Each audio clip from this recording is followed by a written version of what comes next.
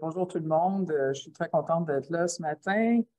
C'est l'ouverture de l'ACFAS et j'en profite pour remercier le Conseil du statut de la femme et toute son équipe, Mme Cordeau, Maude, avec qui on a eu plusieurs échanges par courriel, et toutes les autres personnes pour avoir organisé l'événement qui, d'une certaine façon, nous permet peut-être de mesurer certaines choses, à savoir, c'est le 50e du Conseil du statut de la femme. Et où en est-on dans ce cheminement vers l'égalité, mais aussi dans nos travaux autour des thématiques qui sont reliées à l'égalité. Donc, je suis très contente d'être avec vous aujourd'hui. Alors, ce que j'aimerais faire, moi, aujourd'hui dans ma présentation, c'est essayer de faire un peu une sorte de bilan sur le traitement des femmes politiques dans les médias et avec une perspective, une toile de fond un peu plus large que ça, c'est-à-dire essayer de situer donc les conversations, les recherches aussi qui se font sur les femmes politiques dans une perspective plus large en lien avec d'autres sujets et d'autres enjeux. Je veux également essayer d'introduire une perspective intersectionnelle sur la question donc, du traitement médiatique des femmes politiques. Et pour moi, ça correspond, c'est un point dans ma présentation où ce que j'essaie de voir, c'est comment on en est maintenant à raffiner les analyses, à essayer de passer à des analyses qui sont binaires hommes-femmes, à des analyses où on s'intéresse à la catégorie femme, mais en la déconstruisant un peu plus, ce qui permet de révéler des nouvelles choses qui sont fort intéressantes. Mais je vais quand même, dans tout ça, reconnaître la controverse qu'il y a autour du mot intersectionnalité et vous révéler de quel côté je me situe dans cette controverse. Alors, voilà. Donc,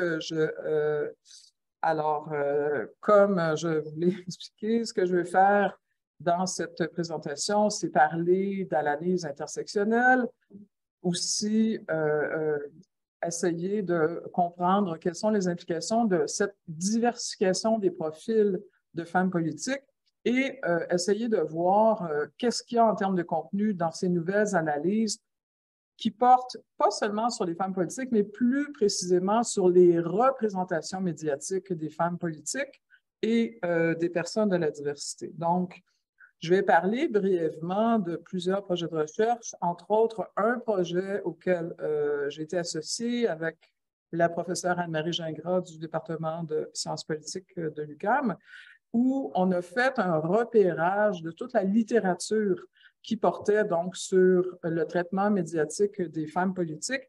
Et donc, à partir de ce projet-là, dans lequel on a essayé de repérer ce qu'on appelle la médiation genrée, c'est-à-dire donc ce traitement différencié des femmes politiques, je vais greffer à ça d'autres analyses, entre autres les travaux de la professeure Erin Tolley, qui est maintenant à l'Université Carleton, qui a introduit une notion qui est fort intéressante, qui est celle de la médiation genrée plus pour intersectionnelle. Donc, un prisme à travers lequel Erin Tolley essaie de voir quel est le traitement médiatique qui est réservé aux femmes politiques racisées ou aux femmes politiques de la diversité. Donc, c'est plus ou moins donc, la carte de ma présentation d'aujourd'hui. Alors, je vais d'abord commencer par un rappel des études et des analyses sur les femmes en politique au Québec pour nous donner quelques repères. Et en fait, je trouvais l'exercice fort utile parce que ça nous permet de voir dans quoi s'inscrit toute cette recherche qu'on fait sur la représentation des femmes politiques à travers les médias. Qu'est-ce qui donc peut contextualiser ou quelle est la toile de fond à travers laquelle on fait les observations? Bon, donc, il y a des éléments de contexte qui, je pense, sont importants à considérer lorsqu'on parle de l'accès des Québécoises aux lieux de pouvoir. La crise de la démocratie représentative et des institutions politiques, donc, a été, dans les années 80, un enjeu qui était qui a été fort important, mais je le mentionne parce que, bien que ça puisse avoir l'air un peu en décalage par rapport à notre principal champ d'intérêt, il faut voir que c'est à partir de ce moment-là qu'il y a des portes qui s'ouvrent pour les femmes en politique. Donc, il y a des questionnements. Dans les années 80, on se met à douter. On parle de la nécessité de renouveler la démocratie représentative. On parle des problèmes au niveau de la représentation. Et on fait également le constat que l'accès aux droits politiques pour les femmes n'a pas conduit à l'élection paritaire de femmes et de membres de la diversité. Donc, dans les années 80, on se mobilise beaucoup autour de ce thème-là. Et le questionnement, c'est un peu, est-ce qu'on doit accéder aux lieux de pouvoir ou on doit rester à l'extérieur des lieux de pouvoir pour mieux être en mesure donc de se mobiliser et de formuler des revendications. Autre élément fort important, c'est le mouvement féministe, donc force de frappe. Alors, le mouvement féministe au Québec va jouer un rôle très important en lien avec toute la question de l'accès des femmes au pouvoir politique. Je le mentionne, entre autres, parce que, bon, on pourrait ne parler que de ça, mais il y a eu la création de groupes de femmes spécialisées dans la promotion de femmes en politique. Il y en a eu plusieurs et je vais les nommer un peu plus loin. Mais d'autres éléments de contexte qu'il faut évoquer depuis les années 80, c'est qu'il y a aussi une génération de femmes éduquées, mobilisées, qui adhèrent aux valeurs du féminisme et qui demandent du changement, qui se manifestent et qui commencent à parler haut et fort et à demander donc de faire partie du débat public. On ne peut pas non plus faire abstraction du fait que depuis les années 80, depuis les 50 dernières années, il y a toute une bibliothèque du féminisme qui a été créée, des livres, des recherches, en fait, des travaux qui sont quand même venus changer la donne, qui sont venus nous donner, donc, nous renseigner sur ce qui se passait vraiment. Ces études spécialisées, donc, sur les conditions d'accès des femmes à la politique nous ont appris des choses qui sont fort importante. Donc, plusieurs femmes politiques avaient observé le traitement différencié qui leur était réservé dans les médias, mais il y a des études qui sont venues confirmer ça. Donc, en un mot, elles n'étaient pas folles. Elles n'étaient pas folles, même si souvent, en fait, il y avait un déni du côté des médias qui avait un angle genré, qui avait un biais dans la façon de parler des femmes politiques, de les représenter. Et donc, des études sont venues démontrer qu'effectivement, ce biais existait et ont qualifié donc les différentes caractéristiques de ce biais. Un dernier élément, en fait, deux derniers éléments que je veux mentionner dans cette toile de fond, c'est qu'il y a un mouvement international pour l'adoption du quota qui est né dans les années 80, qui est venu aussi documenter donc différentes stratégies et montrer que le problème de l'accès des femmes au pouvoir politique n'était pas seulement un problème québécois ou canadien, mais bien un problème qu'on pouvait observer dans l'ensemble des pays qui avaient des institutions démocratiques. Et il y a un mouvement qui est né avec cette idée que pour briser le modèle existant de sous-représentation des femmes en politique, il fallait des mesures radicales, des mesures drastiques comme les quotas. Et donc, c'est à partir des années 80 qu'on commence à en parler. Au Québec, on prend connaissance du mouvement, mais c'est plutôt dans les années 2000 que ça va commencer à être discuté comme une stratégie possible dans le contexte québécois et canadien. Dernier élément que je ne pouvais pas ne pas mentionner, c'est l'atteinte de la zone paritaire homme-femme aux dernières élections en 2022, mais également en 2018. Donc, quelles sont les implications de l'atteinte de cette zone paritaire pour penser le futur de tout ça? Alors, j'ai fait un petit retour en arrière parce que je pensais que c'était important de voir tout le travail qui a été fait au Québec sur la question donc, des femmes en politique. Et j'ai conservé des tonnes et des tonnes de documents. Et comme j'ai dû déménager de bureau à l'université, j'ai dû passer à travers tout ça. Et ça m'a permis de mesurer à quel point ça fait longtemps qu'on travaille sur la question des femmes en politique au Québec, mais aussi à quel point il y a eu différentes actrices qui ont été importantes là-dedans, entre autres différentes organisations féministes. Donc, dès les années 80, par exemple, on voit la FEAS qui produit ce document, l'accès des femmes au pouvoir politique, Fédération des femmes du Québec, femmes et pouvoir politique, une greffe impossible. Donc, ça fait plus de 40 ans de ça. Là. Ça vous montre, peut-être pour celles qui étaient pas dans le débat public à ce moment-là, que c'est des questions qui ont traversé vraiment le mouvement des femmes au cours des années 80. Donc, également, en 1990, et en lien avec la présentation de Manon, on parle des 50 ans d'accès des femmes au droit de vote au Québec. Il y a plusieurs événements qui sont organisés pour célébrer cette victoire des suffragettes. Et donc, début des années 2000, autant le CSF que d'autres groupes spécialisés comme les Pépines, donc promotion estrienne pour l'accès des femmes au pouvoir politique, enfin, quelque chose comme ça, publient des documents qui sont fort importants. Donc, un numéro de la Gazette des femmes sur cette question de la place des femmes en politique, les Pépines qui publient donc le petit guide des chemins du pouvoir. Alors, des exemples comme ça, j'en avais beaucoup, mais j'ai pris quelques diapos donc, de ces différents travaux. Alors, le groupe Femmes, Politique et Démocratie, le GFPD, qui est toujours actif et qui travaille toujours autour de ce thème-là.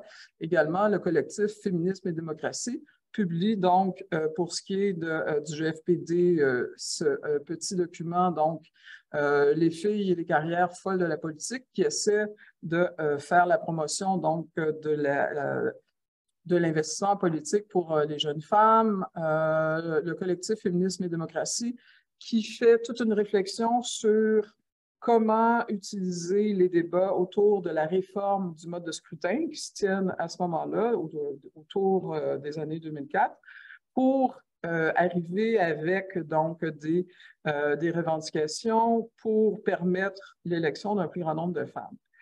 Et donc, ce qu'on peut dire, c'est qu'autour des années 2000, on commence à parler de parité en politique, mais dans les faits, on met beaucoup l'accent sur la formation des femmes elles-mêmes pour accroître les pourcentages de femmes en politique. Donc, les groupes spécialisés, j'en ai nommé quelques-uns. Évidemment, le GFPD, qui est un incontournable, le collectif Féminisme et Démocratie, dont j'ai parlé également.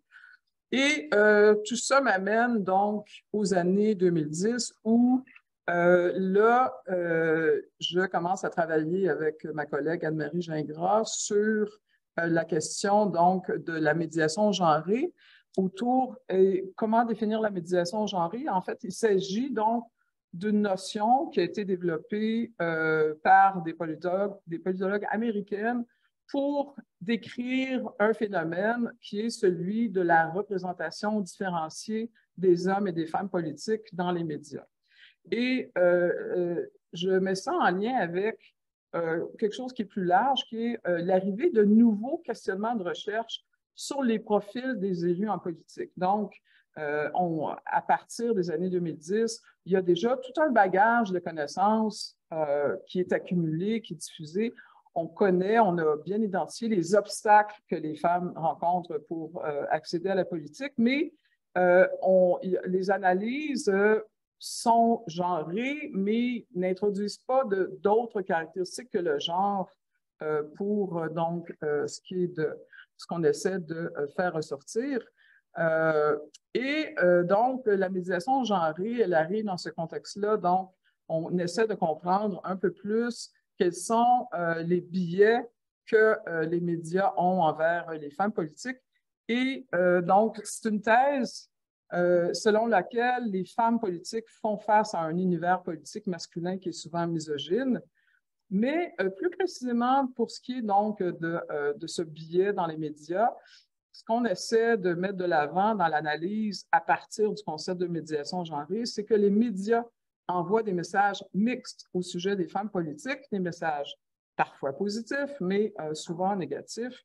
Donc, ce qu'on trouve, ce qui est assez systématique dans l'idée de la médiation genrée, c'est que dans la couverture des femmes politiques dans les médias, on va trouver une attention continuelle au corps des femmes. Et plus particulièrement, on va parler de leurs cheveux, on va parler de leur habillement, on va parler de leur style, on va parler de leur âge, on va parler de leur sexualité. On parle également de leur vie familiale, de leur vie intime. On va utiliser le prénom pour les désigner. On va beaucoup insister sur l'émotivité des femmes et on va également se livrer à des commentaires, l'expression de commentaires qui sont souvent ouvertement sexistes et dégradants et en toute impunité. Donc, en fait, je mets la référence ici aux travaux donc de cette équipe, Annabelle Sberny Mohami et Karen Ross, qui ont été les premières à développer cette idée de la médiation genrée, à partir de laquelle d'autres travaux se sont greffés. Donc, c'est une thèse qui va être approfondie par d'autres auteurs qui vont identifier de nouveaux éléments. Par exemple, bon, la couverture plus négative pour les femmes politiques, l'association des femmes à des thèmes plus féminins, j'en ai déjà parlé.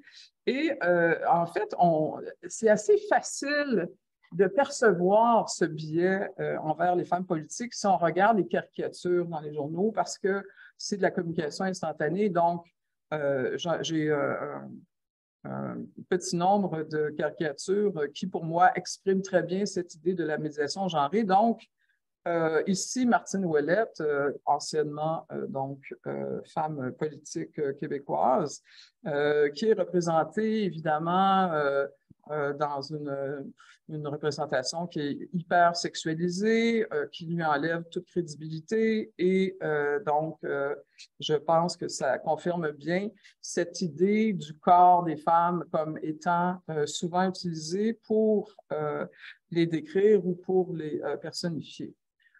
D'autres caricatures que je trouvais très intéressantes pour illustrer cette idée de la médiation genrée. Donc, alors, Pauline Marois, à gauche, appelez-moi Pauline Blancheville-Marois, donc pour les personnes plus vieilles comme moi, on se rappelle de Madame Blancheville, donc qui faisait la promotion d'un produit de nettoyage. Et alors, cette femme qui est première ministre du Québec est ramenée donc à sa fonction domestique, à sa fonction de femme. Donc, une femme, ça fait le ménage et même si elle aspire aux plus hautes sphères du pouvoir, on la réduit, on la ramène à cette dimension-là.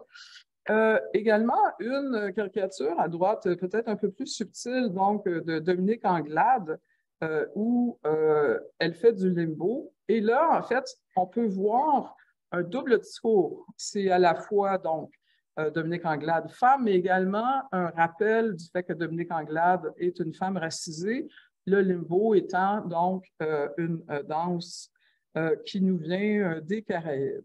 Alors, donc, ça m'amène à parler brièvement de l'analyse intersectionnelle comme telle pour essayer de conclure en faisant donc un mix de la médiation genrée et de l'analyse intersectionnelle dans des travaux plus récents. Donc, je ne vais pas parler trop longtemps de l'intersectionnalité, mais ce que je veux dire, c'est que, en fait, il y a un débat à l'intérieur de l'intersectionnalité, c'est à savoir comment on définit l'intersectionnalité. Donc, il y a peut-être une façon assez simple de la définir comme étant la reconnaissance de la simultanéité de différentes oppressions, la reconnaissance que ces systèmes s'alimentent les uns les autres et que ces systèmes doivent être combattus simultanément. Mais là où ça devient peut-être un peu plus complexe, c'est que il y a à l'intérieur de l'intersectionnalité un courant qui revendique la nécessité d'appliquer l'intersectionnalité à partir d'une grille qui reconnaît que, en fait, l'intersectionnalité a été produite par des Américaines aux États-Unis et que, en lien avec donc cette généalogie, il faut, quand on parle d'intersectionnalité, rester fidèle à l'ADN de l'intersectionnalité. Donc, il y a un autre côté qui utilise le terme intersectionnalité pour désigner simplement l'entrecroisement des oppressions.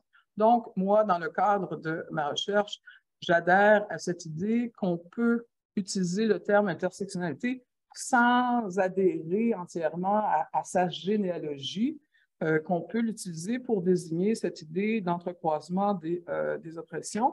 Et en fait, je voulais souligner également que le terme a fait débat cette année à l'intérieur du gouvernement du Québec avec la ministre de la Condition féminine, Martine Biron, qui, en fait, faisait savoir qu'elle n'adhérait pas au terme. Elle disait, bon, elle a dit que l'intersectionnalité n'était pas sa vision du féminisme. Donc, je voulais simplement mentionner ça pour dire que l'intersectionnalité, ça ne fait pas l'unanimité, mais que ça peut s'avérer utile pour ajouter une couche quand on essaie d'analyser donc cette question de la médiation genrée des femmes en politique. Alors, donc, voici, moi, j'en arrive à une proposition qui est celle d'employer le terme d'intersectionnalité pour désigner plus simplement l'entrecroisement des oppressions sans égard au débat qui a cours sur l'ADN de cette théorie, sur les implications de ses origines. Donc, ce qui m'amène maintenant dans mon dernier point à aller vers un décentrement des analyses et vers une lentille intersectionnelle pour révéler la diversification des profils d'élus en politique. D'une part, je pense que ce qui est intéressant, c'est de voir qu'un élément pour alimenter donc une médiation genrée plus intersectionnelle, c'est la diversification du profil des femmes élues en politique. Donc, évidemment, Manon Massé, qui s'identifie donc au niveau de son identité sexuelle comme appartenant à une minorité sexuelle, Nadine Géo, donc qui était d'origine caribéenne, mais également Ruba Ghazal et Marwa Rizki, qui sont des femmes racisées et qui donc n'en font pas un mystère.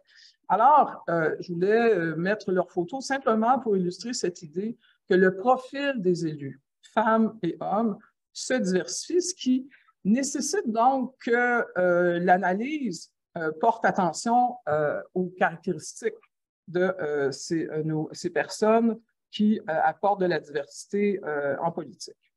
Donc, alors voilà, comme je le disais, le profil des élus s'est diversifié et il y a des travaux que je voulais mentionner que je pense extrêmement intéressants dans ce contexte-là. Ce sont les travaux de la politologue Erin Tolley qui applique donc l'intersectionnalité à l'analyse électorale au Canada. Et donc, Tolley a développé cette notion de médiation genrée plus étant une référence à l'intersectionnalité.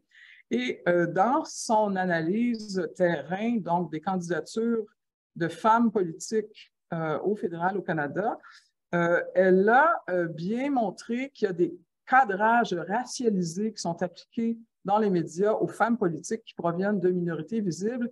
Et elle a donc développé cette notion de plafond de verre teinté, stained glass ceiling, pour décrire la couverture médiatique des femmes racisées.